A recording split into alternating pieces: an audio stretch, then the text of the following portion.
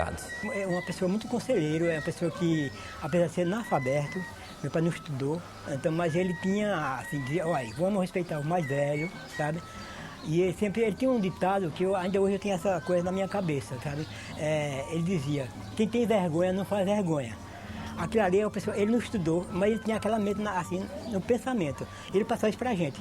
Que nós não podíamos fazer uma coisa exagerada, estragar um amigo, fazer você isso e aquilo, não. Então ele dizia, quem tem vergonha não faz vergonha. Os filhos, os netos, eles vivem muito a memória do avô, do pai. E todo o resto da família mora no Aldo Moura, faz a arte e a temática quase a mesma do avô. O Elias faz as peças na temática, o Severino também continua aquele tema. Quer dizer, eles ficaram muito assim, ligados à memória do mestre Vitalino. Minha mãe tinha um pouquinho de ciúme, né, porque isso faz parte da mulher, mas eles viveram bem. Ela é uma pessoa, não aprendeu a profissão, a arte, mas nessa época agora que está chovendo, ela plantava milho, feijão, maniva, para alimentação, não para negócio. Ela gostava muito da roça, que ela era filha de agricultor, então essa parte dela ela gostava mesmo. Então nas horas vagas ela estava em casa, fazia a comida, lavava uma roupa, passava, ajeitava toda a casa, né? Então, mas era uma pessoa muito, sempre mais rara, assim, uma pessoa mais durona, com a família, assim, tal, a pessoa era 2 filhas, né? 4 homens, mas foi uma pessoa, nós como pobres, foi uma família que vivendo bem, graças a Deus.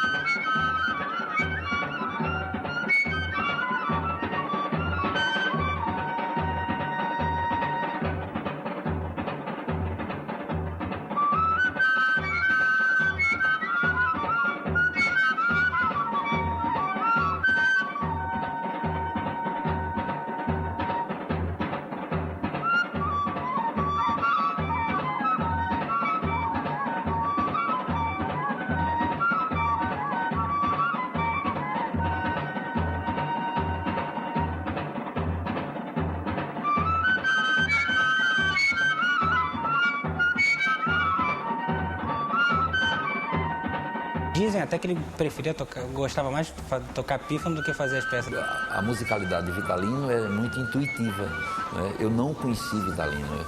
Eu tenho também o disco do MEC, que foi gravado no Rio de Janeiro, aquele CD, perdão, a linguagem de hoje. O disco em vinil, compacto, duplo, né? Que foi depois divulgado e mandado para todas as escolas no Brasil, que era o Fundo de Folclore, ou a Fundação de Folclore do MEC. Ora, a gente percebe que a musicalidade do pífano, né, é intuitiva e de ouvido, como a gente chamaria, né? Mas isso não impediu que ele criasse uma sequência musical de qualidade.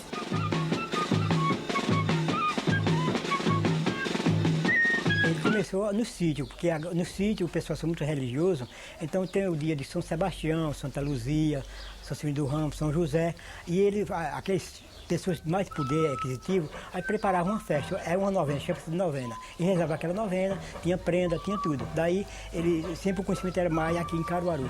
Mas com a primeira pessoa chegar numa emissora, apresentar uma música tocada pelo pífano, foi acompanhada pelo meu pai, justamente, que era a bandinha do pessoal do Passo Santo. Ele tocava aqui na bandinha, no Alto do Moura, a bandinha Padre Cício, que é aqui de Taquara, mas ele depois passou a tocar com os meninos de Pau Santo, que eram muito amigos dele também. Foi quando ele fez essa viagem e chegou a esse conhecimento.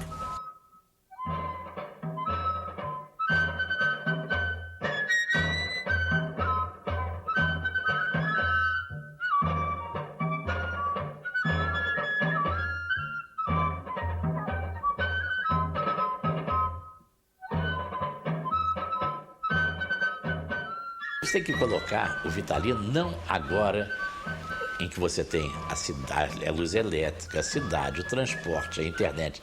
Você tem que colocar no ambiente daquela região de 50, 60 anos atrás. Naquela região você tinha que ser um pouco de tudo. E ele era, na verdade, o artista da cidade. Então, para ser o artista da cidade, ele tinha que incorporar um pouco todas as representações que a cidade tinha. Não há uma coisa que provoque mais a musicalidade do que a própria aflição da sobrevivência, da agrura, isso desemboca ou nas coisas extremamente dramáticas ou então nas coisas lúdicas. Você vê que a banca do Pífano é alegre. O Vitalino era fundamentalmente um homem alegre.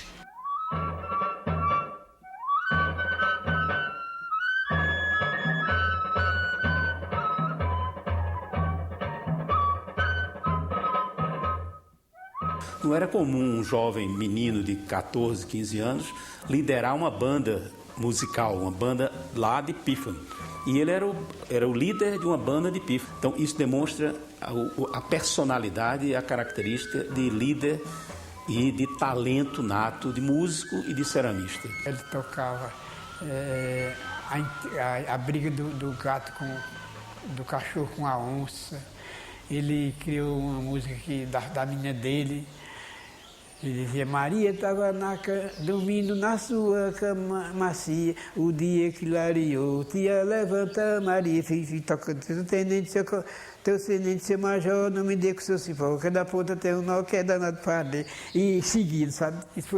Ele tocava essa música e saía fazendo o gesto da música, foi ele que criou.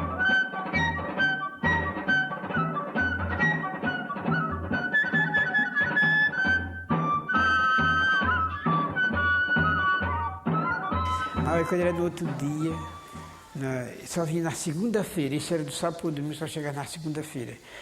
Quando chegava, primeira vez lá em casa, tirava o chapéu, dá licença, Manuel, entre, seu Vitalino.